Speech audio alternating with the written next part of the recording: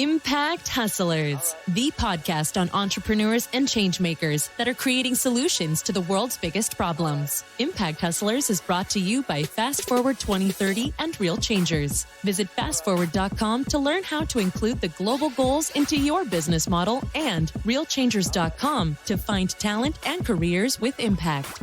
And this is your host, Maiko Shafrat.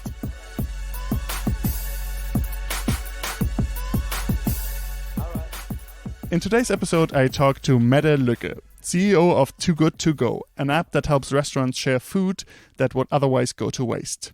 Each year, more than 10 million tons of food are thrown away in the UK alone, and it's estimated that this waste is worth about 17 billion pounds a year. Too Good To Go launched in 2016 in the UK and has since signed up 9.1 million users across 10 countries. And is working with 2,000 partner stores in the UK alone. It's great to have you on the show, Mette. Thank you. Thanks. Your personal background actually originally has been management consulting and management. So you actually used to work in the management of Under Armour, so in the fitness space. What led you to leave that career behind and join Too Good To Go as a CEO? What is it that attracted you to the company?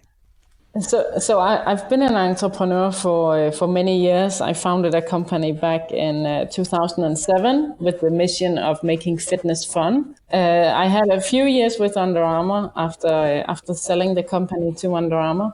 But I love the startup phase and the scale up phase of a company. And for Too Good To Go specifically, I obviously really fell in love with the concept. I heard about Too Good To Go a little bit by coincidence. So I was on a bus around Copenhagen to go to an event, and then I got to sit next to a woman who, and we started chatting, and she told me about the app, and she showed me how it worked on her phone.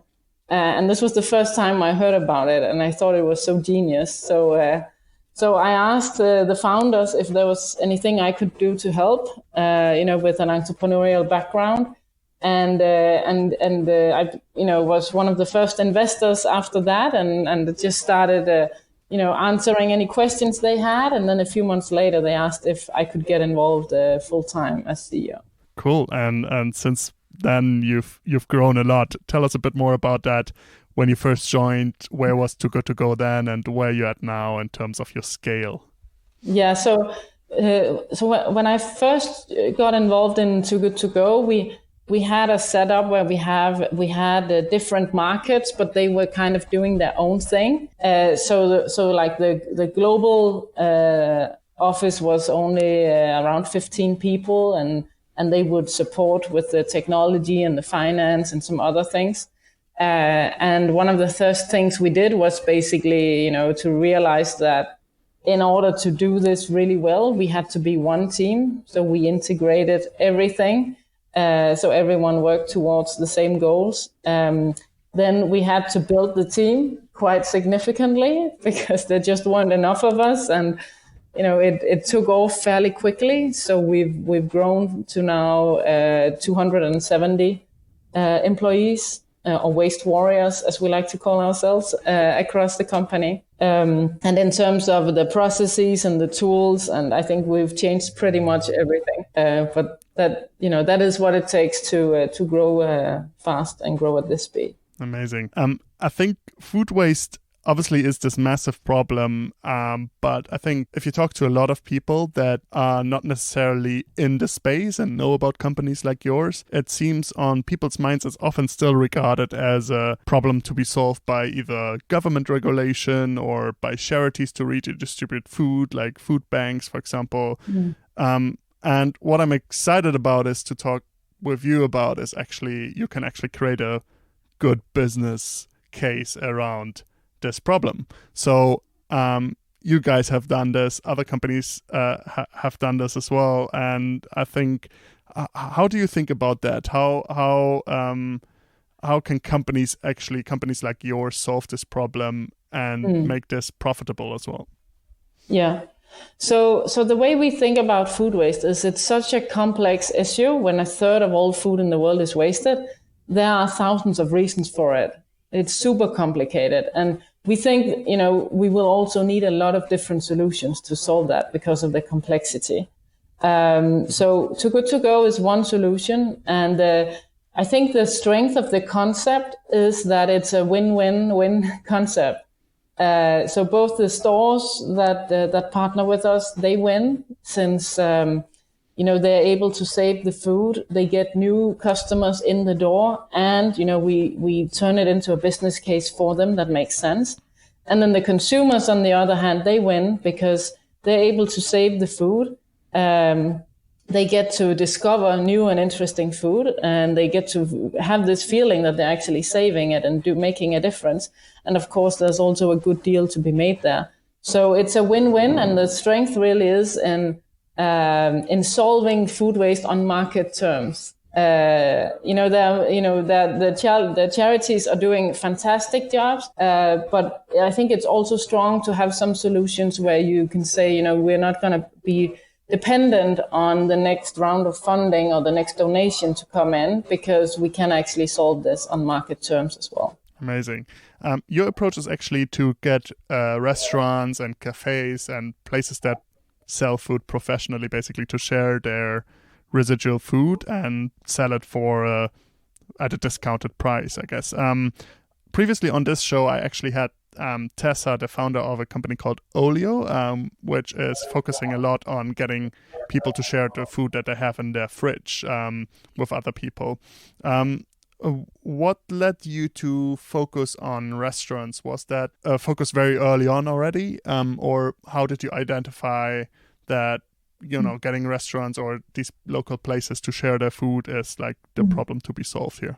So the way the idea came about initially was simply to help the buffet restaurants specifically, because this type of restaurants have a lot of waste almost by definition. It's very hard for them to know in advance exactly how much food to produce. So that really was how it all started, was with these buffet restaurants. And then as we grow bigger and we embarked on this journey, we realized that it's actually a good solution for a lot of other food retailers and restaurants as well. So since then we've had a lot of success in bakeries, and supermarkets are now starting to be a really big segment for us. So that was how it came about. It was from the beginning more focused on the retailers than the consumers. That's not to say that that it isn't important to work with the consumers as well. More than half of all food waste happens in the households. After we purchase the food, we actually throw out a good chunk of it at home, which makes very little sense as well.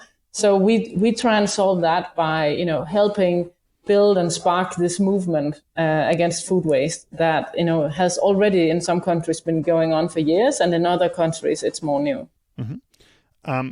On this journey, what's been the biggest barrier to solving this problem even faster than you've done? Is it regulation? Is it like legal frameworks that maybe restaurants can't even share this food, or is it like working out the business model behind it? What was like the biggest challenge for you on that journey? I think the biggest bottleneck for us is actually the hiring and the culture, making sure that we get enough and the right people in at the right time, and then that we stay true to our culture and make sure that we still have the same DNA and the values that we've identified a couple of years ago now as really important for us. That is just a natural challenge when you hire at speed. And I assume you have quite a diverse team with people from all over the world working for you. Yes, we have. So we have people on the ground in 11 countries now. So so we have at least those 11 nationalities, and then a couple on top on the global teams. So it is a very diverse team. It's 50-50 men and women. A lot of young people, also more experienced hires, especially as we grow now. We find that in more leadership positions, it's good now to get some experience in. So it is a nice diverse team, and it's growing every day. Nice. So for everybody that's listening to this podcast and is interested in working for you, you're based in Copenhagen, is it right? Yes. So the headquarters in Copenhagen, but we have offices in all 11 countries. One of them hasn't launched yet, but we have offices in 11 countries. So we have a job section on our global website where we have openings coming up almost every day. Perfect. And that's, I think, togoodtogo.com. So anybody can check that out as well. Perfect. Yes. How quickly were you actually able to validate the concept that you have now in terms of both being able to generate revenues for your customers, for the restaurants that put the food up, as well as having this massive environmental and social impact on people? Was that something that you figured out quite quickly, or the company figured out quite early in the journey, or has it been something that developed over time? So I think it's been fairly unusual for a startup, the speed at which we found our product market fit. Usually in a startup in the early days, you will spend at least a year tweaking a little bit and trying out another model, and maybe if we do this slightly differently, that will work better. And I think we were just really fortunate that the way it was thought of initially and the way we launched it really is more or less the way exactly it works now. We've just optimized everything around it, and of course we've improved, and we're telling a much stronger story now because we understand the story better. So we've basically just been optimizing a lot of things around it, but the core concept really has worked from the beginning. What we couldn't know initially was if we could ever make the business model work. And I think what we've found is that it will work eventually, but it takes a lot of scale. We need to become very big, quite big, before we hit break even. But that's okay, and we're working towards that.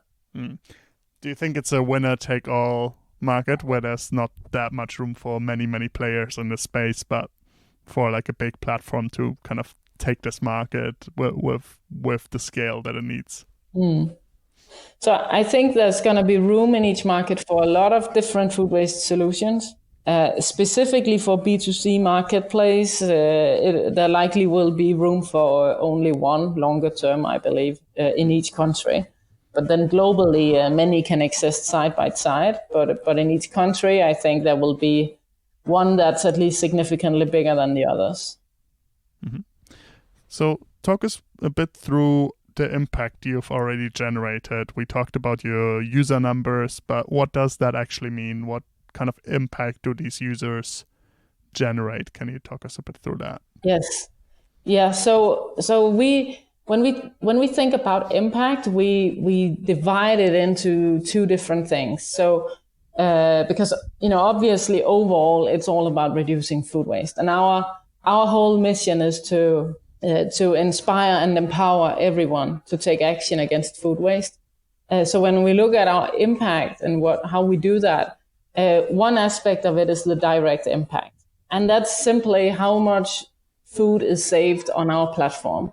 And we measure the success there in meals saved. How many meals did we manage to save between our partners and our consumers? And there we are 12.5 million meals now saved since we started out around 3 years ago. So that's the direct impact. And I think what makes me happier than that number is that the curve is starting to look quite nice. And, it really is a hockey stick where we grow faster and faster, which means that every day we save a little bit more than we did the day before. And that's a really nice curve. And that's, of course, very important for our impact, that we can get to that scale. So that was the direct impact. Then the indirect impact is a lot harder to measure. But here the goal really is to inspire people to think differently about food. We think if we can bring that fundamental respect for the food back, then a lot of these things will solve themselves. It's just very hard to do that. So the way we approach this idea of tapping into a movement is that we have 4 pillars in it. So we have a business pillar, a household or consumer pillar, then we have an educational pillar and one for politics. So within each of these 4 pillars, we initiate different activities that can help change mindsets. So if we take education, for example, so here the idea is to really get to kids and young people fairly early and have them grow up with that fundamental understanding that food is a precious resource. So here we've done a lot of partnerships. We worked with the Danish Ministry of Education. We worked with the biggest publisher for online learning material in Denmark. And we're now looking at how we can scale that type of projects to other countries. And the goal is to work with more than 500 schools by end of next year. And we simply offer them free educational material all the way from 4th grade and up to university. So do you think the educational bit is actually maybe the even bigger challenge to be solved? If I look even at my own behavior and many of my friends, we would probably by now pretty much quickly, if we think, oh, we're hungry, we would either go to some app to deliver food to our homes, which obviously is not food that's about to go to waste, but it's just produced for us, or we would go to a place close by. Is there like a big education element where people still need to be like shown, actually, look, there's all this great food and you can actually get it for a good price? And is that like big challenge for you? Yeah. So with the consumers, and in terms of, one thing is to inspire them to think differently about food waste. Another thing is to get them to try out and save the first meal on the platform. So there it's about the awareness of not just food waste, but our app and what you can do with that. And of course that, there our challenge is not that different from any other app competing for the attention. And I've been in the app business for more than 12 years now. So that's just a game that we play. But it's we really think that if we can manage to inspire people, then they will also change their habits at home. So it's great if they save some meals with us, but we really hope that we can get them to think about how they can reduce their own food waste at home. So whether it's planning a little bit better, or having a weekly evening where you eat all your leftovers and you're creative with that, or understanding the date labeling, whatever it is, we try and educate our consumers, but we want to do it in a good way, so they actually feel inspired and empowered. And it needs to be in a positive and an empowering way. Mm-hmm. I think I saw on your website you linked to an article that the BBC or like a piece that the BBC did on you, and I think the headline was "The Firms Making Meals from the Bin," and I found it quite interesting, right? Because maybe that's a misconception. Yes, you're not actually fishing food out of the bin, but you sell it before it goes there, right? Is that something you come across quite a lot? Like people think you're just selling them something from the bin? I mean, the whole term food waste is kind of deceptive because, the whole point is that it shouldn't be waste to begin with. So we prefer to call it surplus food, but it's just communications wise, people don't really know what that means. So, but for us, it really is a resource and it's not waste. So for us, it really is about saving that food. Mm-hmm.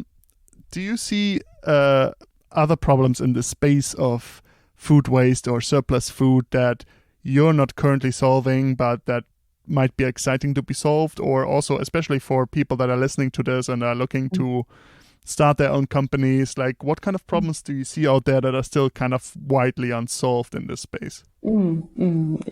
So because, the whole complexity about food waste is that there are so many unsolved problems across the entire value chain. So whether it's in the first levels with the producers and the wholesalers or the retailers, or even in households, there's still a huge opportunity if you're an entrepreneur and you want to try and tackle this. I mean, the value of food being thrown away or lost every year is $1.6 trillion US. So I think, that can keep quite a few startups going for a while. So there are, of course, some things that are, more low hanging than other things. So I think it's just a matter of, diving into it, understanding the value chain, and then trying to identify what are the things that, that could be interesting to solve. Mm-hmm. And with that, I'd love to go to the last question and ask you about the next 10 years. You've had an amazing journey already with Too Good To Go, but if you think about the next 10 years, what's the type of world you're trying to create with Too Good To Go, and how does the world look like in 10 years if you succeed? Yeah. So we dream of a world with no waste, no food waste and no other waste at all. And, obviously we will never get there, and not in 10 years either. But I hope that in 10 years, there will be this more fundamental respect for the food, that we used to have, many years ago when we didn't have such an abundance of food. We would naturally preserve it and not throw out as much. So I hope that across the value chain, all actors are just much more aware of this. And I think even in a few years, it will be socially unacceptable to waste food. So if you're hosting an event, or if you run a production, or if you have a restaurant, it should be a moral obligation to just think about how can we minimize this as much as possible. Amazing. This is a great mission to have. It's amazing to see how much you've already accomplished. And thanks very much for joining me today. It's great to listen to you. Thanks very much. This was Impact Hustlers. Impact Hustlers is brought to you by Fast Forward 2030 and Real Changers. Visit fastforward.com to learn how to include the global goals into your business model, and realchangers.com to find talent and careers with impact.